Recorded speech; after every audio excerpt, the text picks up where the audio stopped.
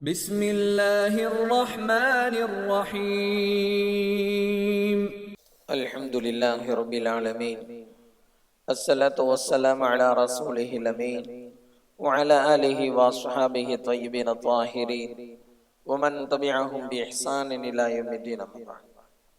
وقال الله تعالى في القرآن الكريم: أعوذ بالله من الشيطان الرجيم، بسم الله الرحمن الرحيم، وتعاونوا على البر والتقوى ولا تعاونوا على الإثم والعدوان. وقال رسول الله صلى الله عليه وسلم: إنما الأعمال بالنيات. صدق الله وصدق رسول الله صلى الله عليه وسلم. பேரன்பும் பெரும் கருணையும் கொடிமிக்க பேருபகாரி அல்லாஹ்விற்கே கோடான கோடி புகழ். நபிகள் நாயகம் முஹம்மது ரசூலுல்லாஹ் ஸல்லல்லாஹு அலைஹி வஸல்லம் அவர்களின் மீதும், அவர்களை பின்பற்றி வாழ்ந்த சகாபாக்கள், தாபிஈன்கள், தபை தாபிஈன்கள், உலமாக்கள், ஷுஹதாக்கள், சாலிஹீன்கள், இங்கு அமர்ந்திருக்கிற நம் அனைவரின் மீதும் அல்லாஹ்வின் அன்பும் அருளும் என்றென்றும் நிறைவாக உண்டாவதாக. அல்லாஹ்வின் கிருபையால் அவனுடைய பொருத்தத்தை நாடியவர்களாக அவனுடைய மாளிகையில் இத்திகாஃப் இணையத்தோடு அமர்ந்திருக்கிற மார்க்க நண்பர்களே, அல்லாஹு ஜல்ல ஷானஹு தஆலா எந்த நல்ல விஷயங்களை தங்களுடைய வாழ்க்கையில் ஏற்று நடக்கும்படி கட்டளையிட்டுள்ளானோ அந்த விஷயங்களை தங்களுடைய வாழ்க்கையில் ஏற்று நடக்கும்படியும், எந்த விஷயங்களை விட்டு விலகி இருக்கும்படி கட்டளையிட்டுள்ளானோ அந்த விஷயங்களை விட்டு விலகி இருக்கும்படியும் எனக்கும் உங்களுக்கும் தக்வாவை கொண்டு இறை எச்சத்தை கொண்டு நசீஹத் செய்தவனாக எனது உரையை ஆரம்பம் செய்கிறேன். அல்லாஹு ஜல்ல ஷானஹு தஆலா இம்மை மறுமை இரண்டிலும் வெற்றி பெறுவதற்குண்டான வாய்ப்பை நமக்கு விசாலமாகவே வழங்குகிறான். துல்காய்தா, துல்ஹஜ், முஹர்ரம், ரஜப் இந்த 4 புனித மாதங்களில் துல்காய்தாவும் ஒன்று. பொதுவாகவே அறிஞர்கள் சொல்வார்கள், எதுவெல்லாம் நல் வாய்ப்புகளை வழங்கக்கூடிய புனித நாட்களாக இருக்கிறதோ அந்த நாட்களை வீணடிப்பது பெரும் பாவம் என்பதாக சொல்வார்கள். லைலத்துல் கத்ருடைய இரவிலே நன்மைகள் அதிகம் செய்வதற்குண்டான வாய்ப்பு நமக்கு கிடைக்கிறது என்று சொன்னால் அந்த லைலத்துல் கத்ருடைய இரவை வீணடிப்பது என்பது பெரும் பாவம். அந்த வகையில் துல்காய்தா, துல்ஹஜ் போன்ற புனித மாதங்களை எந்த வகையிலும் வீணடித்து விடக் கூடாது. ஒரு எச்சரிக்கை உணர்வோடு நம்முடைய நாட்களை கழிக்க வேண்டும் என்கின்ற அடிப்படையில் இன்றைய ஜும்மாவுடைய உரையை நாம் பார்க்க இருக்கிறோம். அறிஞர்கள் சொல்வார்கள், இன்னா லில்லாஹி வ இன்னா இலைஹி ராஜிஊன் என்கின்ற வார்த்தைக்கு மிகவும் பொருத்தமானது நம்மால் வீணடிக்கப்பட்ட நேரம் தான் என்பதாக சொல்வார். எனவே அல்லாஹ் வழங்கியிருக்கக்கூடிய நேரத்தை, காலத்தை, வயதை, வாய்ப்புகளை எந்த விதத்திலும் வீணடித்து விடாமல் கவனத்தோடு நாம் அதை கழிக்க வேண்டும். நபி ஸல்லல்லாஹு அலைஹி வஸல்லம் அவர்கள் சொன்னார்கள், அதிகமான மக்களால் அலட்சியப்படுத்தப்படுகின்ற பெரும் 2 நிஅமத்துகள் அஸ்ஸிஹத்து வல் ஃபராக், ஆரோக்கியமும் ஓய்வும் என்பதாக சொன்னார்கள். ஆரோக்கியமும் ஓய்வும் இறைவனால் வழங்கப்பட்டிருக்கக்கூடிய மிகப்பெரிய நிஅமத். ஆனால் அதிகமான மக்கள் அதை அலட்சியப்படுத்தி விடுகிறார்கள் என்பதாக நபி ஸல்லல்லாஹு அலைஹி வஸல்லம் அவர்கள் சொன்னார்கள். இந்த ஹதீஸிற்கு விளக்கம் தரக்கூடிய அறிஞர்கள் சொல்வார்கள், இந்த 2 நிஅமத்தும் பெற்றிருக்கக்கூடிய ஒரு கூறு என்னவென்று சொன்னால், இந்த 2 நிஅமத்துகளும் ஒரே நேரத்தில் ஒன்று சேருவது கடினம். ஆரோக்கியம் இருக்கிற நேரத்தில் நேரம் இருக்காது, நேரம் கிடைக்கிற நேரத்தில் ஆரோக்கியம் இருக்காது என்பதாக சொல்வார். வாலிபராக இருக்கிற போது அவர் ஆரோக்கியமாக இருப்பார், ஆனால் நேரம் கிடைக்காது. வயோதிகத்தை அடைந்ததற்கு பிறகு நேரம் இருக்கும், ஆனால் ஆரோக்கியம் இருக்காது. இந்த இரு நிஅமத்துகளும் ஒரே நேரத்தில் ஒன்று சேருவது கடினம். எனவே தான் நபி ஸல்லல்லாஹு அலைஹி வஸல்லம் அவர்கள் இந்த விஷயத்தில் அலட்சியம் வேண்டாம் என்பதாக சொல்லி இருப்பதாக அறிஞர்கள் விளக்கம் தருவார்கள். அந்த வகையிலே நம்முடைய காலங்களை மிகச் சரியான முறையிலே செலவு செய்ய வேண்டும். நபி ஸல்லல்லாஹு அலைஹி வஸல்லம் அவர்கள் சொன்னார்கள், 5 காரியங்கள் நடைபெறுவதற்கு முன்பு 5 விஷயத்தை நீங்கள் பயன்படுத்திக் கொள்ளுங்கள் என்பதாக சொல்லிவிட்டு சொன்னார்கள், ஹயாத்தக கபல மௌதி, உங்களுக்கு மரணம் வருவதற்கு முன்பு உங்களுடைய வாழ்வை சரியாக பயன்படுத்திக் கொள்ளுங்கள்.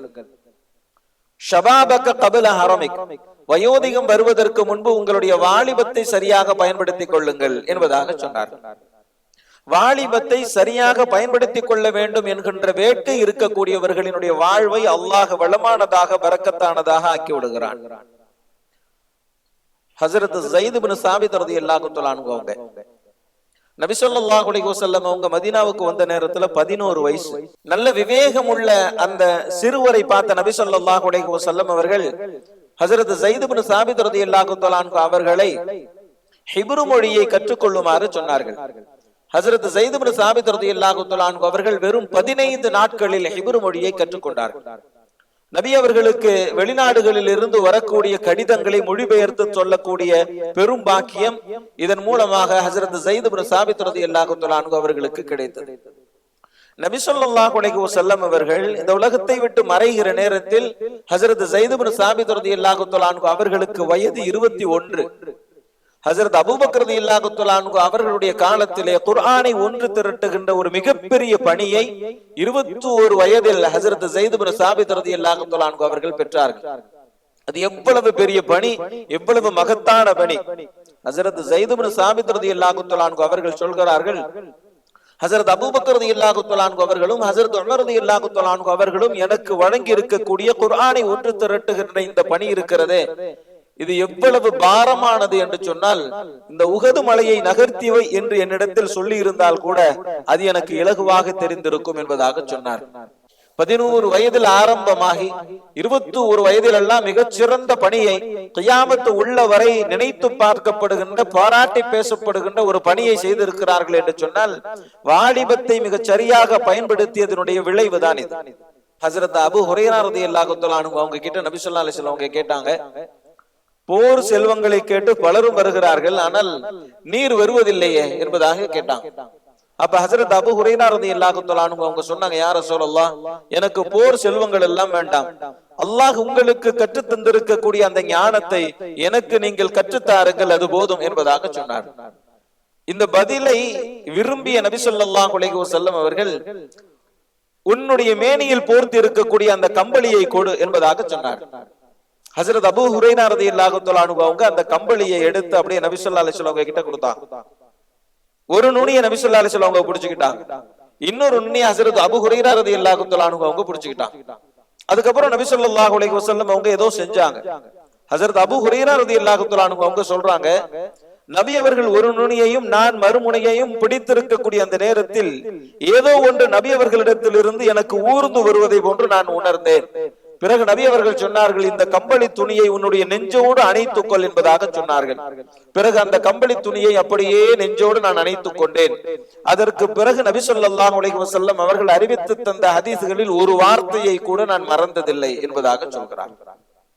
ஹஜ்ரத் அபூ ஹுரைரா ரலியல்லாஹு தஆலா அன்ஹு அவர்கள் நேரத்தை, காலத்தை சரியாக பயன்படுத்திக் கொள்ள வேண்டும் என்கின்ற ஆசையில் நபி ஸல்லல்லாஹு அலைஹி வஸல்லம் அவர்களிடத்திலிருந்து கல்வியை தேடுவதில் அவர்களுக்கு இருந்த வேட்கையை நபி அவர்கள் பார்த்து அவர்களுக்கு செய்த அந்த துஆ இன்று வரலாற்றில் தவிர்க்க முடியாத இடத்தை பெற்றிருக்கக்கூடியவர்களாக ஹஜ்ரத் அபூ ஹுரைரா ரலியல்லாஹு தஆலா அன்ஹு அவர்கள் இருக்கிறார்கள் என்று சொன்னால் காரணம் நேரத்தை சரியாக பயன்படுத்திக் கொள்ள வேண்டும் என்கின்ற வேட்கை. ஹஜ்ரத் சஅத் இப்னு முஆத் ரலியல்லாஹு தஆலா அன்ஹு அவங்க அன்சாரிகளினுடைய தலைவர் என்று போற்றப்படக்கூடியவர்கள், ஆனால் வயது குறைவு. இஸ்லாத்தை ஏற்ற நேரத்தில் அவர்களின் வயது 31. இந்த உலகத்தை விட்டு அவர்கள் பிரிகிற நேரத்தில் அவர்களினுடைய வயது 36. வெறும் 5 ஆண்டு காலம்தான் இஸ்லாமிய வரலாற்றில் அவர்கள் பயணிக்கிறார்கள். ஆனால் அவர்கள் மரணமாகிற நேரத்திலே முனாஃபிகீன்கள் சொன்னார்கள், இவருடைய உடல் என்ன ரொம்ப லேசா இருக்கு அப்படின்னு சொல்லி. நபி ஸல்லல்லாஹு அலைஹி வஸல்லம் அவங்க சொன்னாங்க, அவர்களுடைய உடலை மலக்குமார்கள் சுமந்து செல்கிறார்கள், எனவே நமக்கு அந்த பாரம் தெரியவில்லை என்பதாக சொன்னார்கள். மேலும் சொன்னார்கள், ஹஜ்ரத் சஅத் இப்னு முஆத் ரலியல்லாஹு தஆலா அன்ஹு அவர்களுடைய மரண செய்தி கேட்டு ரஹ்மானினுடைய அர்ஷ் நடுங்கியது என்பதாக சொன்னார்கள். என்று சொன்னால் வெறும் 5 ஆண்டு காலத்தில் அர்ஷே நடுங்குகிற வாழ்க்கையை வாழ்ந்திருக்கிறார்கள் என்று சொன்னால் வாலிபத்தை எவ்வளவு தூரம் பக்குவமாக பயன்படுத்திக் கொள்ள வேண்டும் என்பதை யோசிக்க வேண்டும். பொதுவாகவே அறிஞர்கள் இதைத்தான் சொல்லுவார்கள், யார் தன்னுடைய நேரத்தை வீணடித்து விடாமல் சரியாக பயன்படுத்திக் கொள்ள வேண்டும் என்று ஆசைப்பட்டு அதற்காக வேண்டி முயற்சி செய்கிறார்களோ அல்லாஹு ஜல்ல ஷானஹு தஆலா அவர்களுடைய நேரத்திலே பரக்கத்து செய்து விடுகிறார். எனவே மற்றவர்கள் பெறாத பரக்கத்தை இவர்கள் பெற்று தன்னுடைய நேரத்தை வளமாக்கிக் கொள்கிறார்கள் என்பதாக அறிஞர்கள் சொல்கிறார்கள். நபி ஸல்லல்லாஹு அலைஹி வஸல்லம் ஒரு தடவை சஹாபாக்களை பார்த்து கேட்டாங்க, உங்கள யாராச்சும் இன்னைக்கு நோன்பு வச்சிருக்கிறீங்களா? ஹஜ்ரத் அபூபக்கர் ரலியல்லாஹு தஆலா அன்ஹு அவங்க சொன்னாங்க, நான் நோன்பு வச்சிருக்கிறேன் யா ரசூலல்லாஹ். நபி ஸல்லல்லாஹு அலைஹி வஸல்லம் அவங்க கேட்டாங்க, இன்றைக்கு யாராவது மிஸ்கின்களுக்கு உணவு கொடுத்தீங்களா?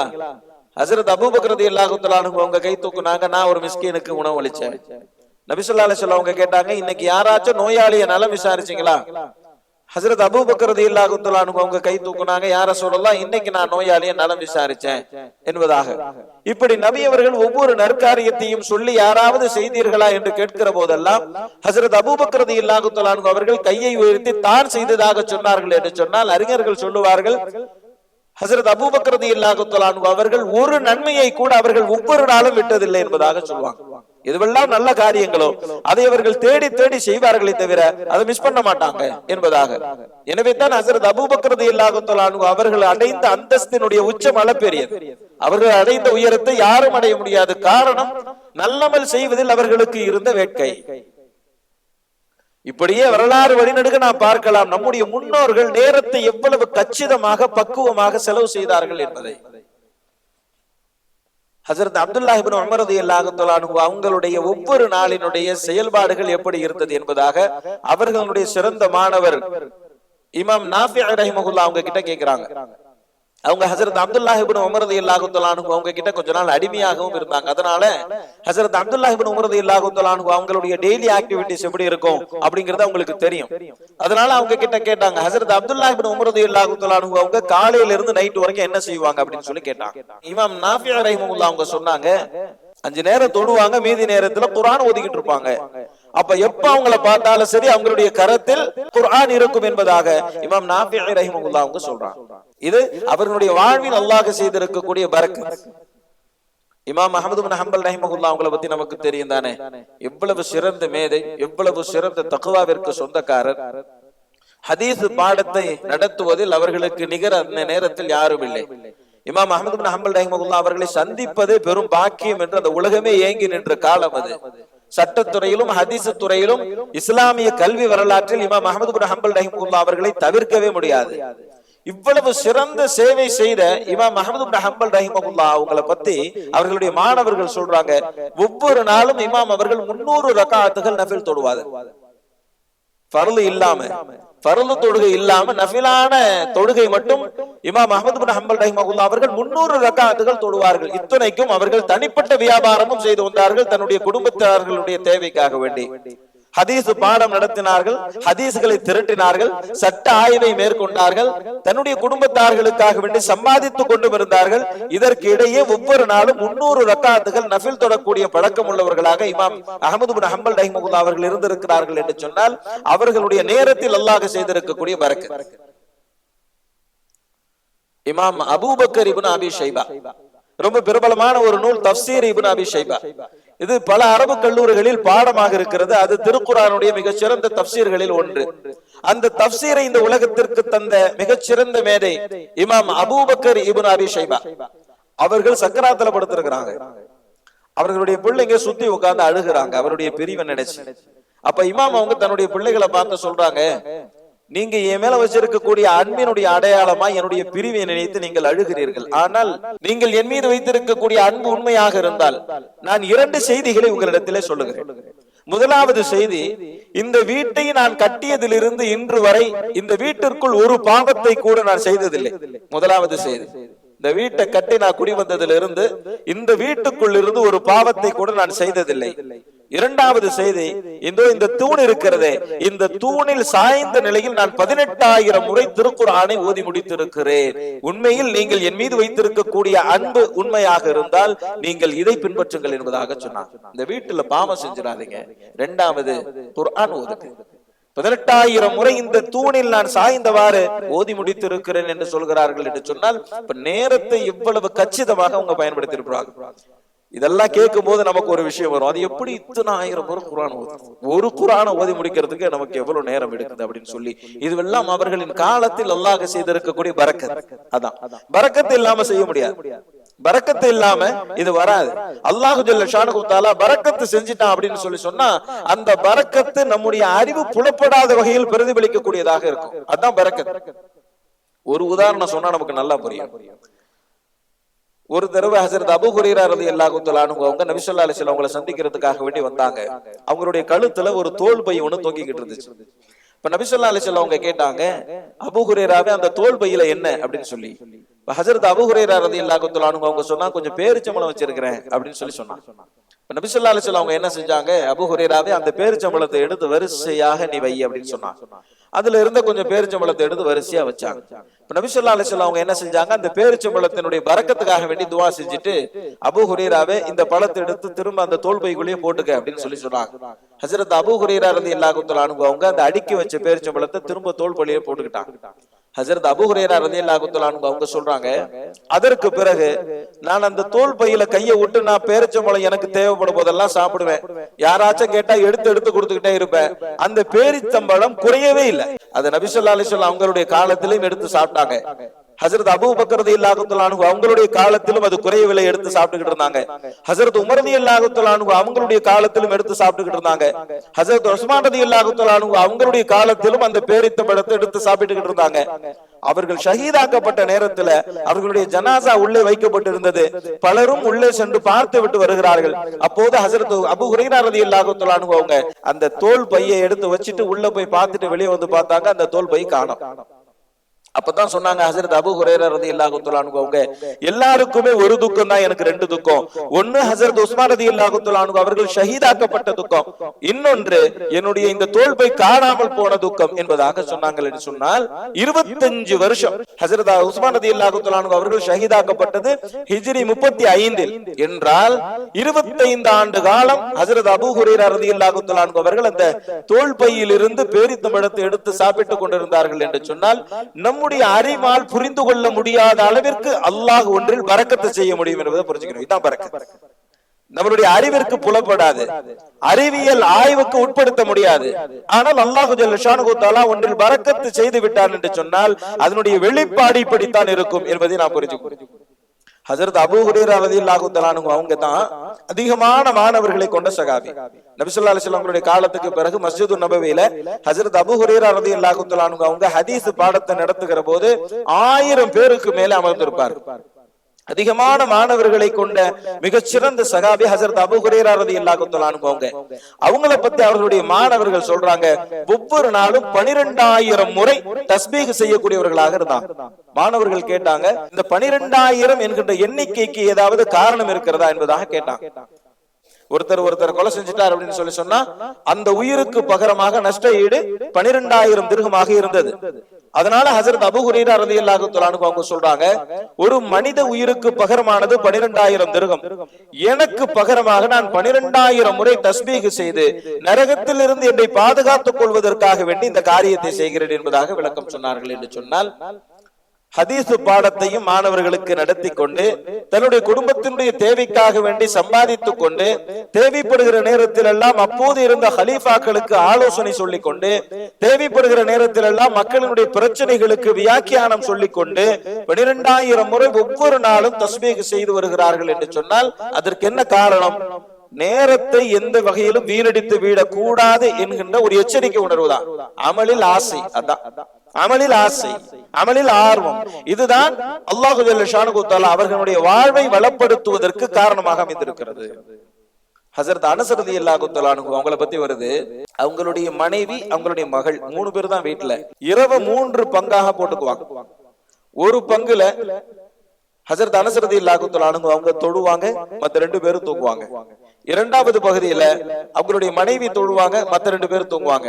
மூன்றாவது பகுதியில அவங்களுடைய மகள் தொழுவாங்க, மத்த 2 பேரும் தூங்குவாங்க. அடுத்த நாள் அப்படியே மாத்திக்குவாங்க. ஒவ்வொரு இரவையும் 3 பகுதியாக போட்டு ஒரு பகுதியில ஒருவர் தொழுவார், இருவர் தூங்குவார். அடுத்த பகுதியில் அவர் எழுந்து தொழுவார், மற்றவர்கள் தூங்குவார்கள். மூன்றாவது பகுதியில் தூங்கியவர் தொழுவார், விழித்திருந்தவர்கள் தூங்குவார்கள். என்று சொன்னால் முழு இரவையும் உயிர்ப்பித்த அற்புதமான இரவுகள். இதுவெல்லாம் நமக்கு ரொம்ப ஆச்சரியமா இருக்கும். ஏன்னு சொன்னா இன்னைக்கு தஹஜ்ஜத் தொழுகணும்னு முடிவு செய்யக்கூடிய நம்ம முடிவு செஞ்சதுல இருந்து ஒரு வாரம் தொழுக முடியுது, அதுக்கு மேல தொழுக முடியறது இல்ல. காரணம் என்னன்னு சொன்னா ஒரு போராட்டம் இல்லாம அதை செய்ய முடியாது. ஒரு போராட்டம் இல்லாம எந்த அமலையுமே தொடர்ந்து செய்ய முடியாது, அது சின்ன அமலாக இருந்தாலும் சரி. ஏன்னு சொன்னா ஷைத்தானினுடைய பல்வேறு சூழ்ச்சியில 2 சூழ்ச்சி ரொம்ப முக்கியமானது. அதுல ஒண்ணு என்ன தெரியுங்களா? சோம்பேறித்தனத்தை கொண்டு வர்றது, 2வது மறக்கடிக்கிறது. இது ரொம்ப சிம்பிளான சூழ்ச்சி. ஷைத்தானுக்கு சோம்பேறித்தனம் வந்துரும், மறந்து போயிருவோம். சின்ன அமலாக இருந்தாலும் சரி, ஷைத்தானினுடைய இந்த 2 சூழ்ச்சிகளின் வாயிலாக அந்த அமலை தொடர்ந்து செய்ய முடியாமல் ஆக்கி விடுவான். அப்படி என்று சொன்னால் எந்நேரமும் உஷார் நிலை வேண்டும். வீணாகிவிட்ட நேரங்கள் திரும்ப நமக்கு கிடைக்காது. அதுதான் கை செய்தப்படுவதற்கு மிகவும் பொருத்தமானது என்பதாக அறிஞர்கள் சொல்வாங்க. நாளைக்கு மறுமையில போய் அல்லாஹ்வுக்கு முன்னாடி நின்றுகிட்டு புலம்பக்கூடிய புலம்பல்களில் இதுவும் ஒண்ணு. என்ன அப்படின்னு சொன்னா, எனக்கு இதெல்லாம் தெரியாம போச்சு, திரும்ப உலகத்துக்கு அனுப்பு, நான் திரும்ப அமல் செஞ்சுட்டு திரும்ப வர்றேன் என்பதாக சொல்லுவான். சிங்கப்பூரை பொறுத்த வரைக்கும் பல இடங்கள்ல பல நிகழ்ச்சிகள் நடக்குது. பயான் புரோகிராம்ல இருந்து, சீரா புரோகிராம்ல இருந்து, குர்ஆன் தஜ்வீத் வகுப்புகள்ல இருந்து ஒவ்வொரு பள்ளியிலையும் ஒவ்வொரு விதமான நிகழ்ச்சிகள் நடந்து கொண்டே இருக்குது. அதுவெல்லாம் நமக்கு இலகுவாகவே தெரியுது இல்லையா? Facebook வாயிலாக, மற்ற இணையதளங்கள் வலைதளங்களின் வாயிலாக எங்கெங்க என்னென்ன மாதிரியான பயான் நிகழ்ச்சிகள் நடக்குது அப்படிங்கிறதுலாம் தெரியுது. நாமளும் அதுல கலந்துகிட்டு நம்மளுடைய சிறு பிள்ளைகளையும் அழைச்சிட்டு போனோம் அப்படின்னு சொன்னா அது கடைசி வரை அவர்களுடைய நேரத்தை வீணடித்து விடாமல் பாதுகாக்கும். அந்த அடிப்படையில பெற்றோர்களும் கவனமாக இருக்க வேண்டும். நம்முடைய பிள்ளைகள் அவர்களுடைய வாழ்வை, அவர்களுடைய நேரத்தை எந்த வகையிலும் வீணடித்து விடக்கூடாது என்கின்ற கவனத்தில் அவர்களுக்கு வழிகாட்ட வேண்டும். அல்லாஹு ஜல்ல ஷானஹு தஆலா நம்முடைய நேரத்தில், காலத்தில், வயதில் அல்லாஹ் பரக்கத்து செய்வானாக. வ ஆகிர் தஅவானா அல்ஹம்துலில்லாஹி ரப்பில் ஆலமீன். அஸ்ஸலாமு அலைக்கும் வரஹ்மத்துல்லாஹி வ பரகாத்துஹு. பள்ளிவாசலின் பராமரிப்பிற்காக வேண்டிய தாராளமாக உதவி செய்யுங்கள். அல்லாஹு ஜல்ல ஷானஹு தஆலா நாம் செய்கின்ற உதவிகளுக்கு நிரப்பமான நற்கூலியை வழங்குவானாக.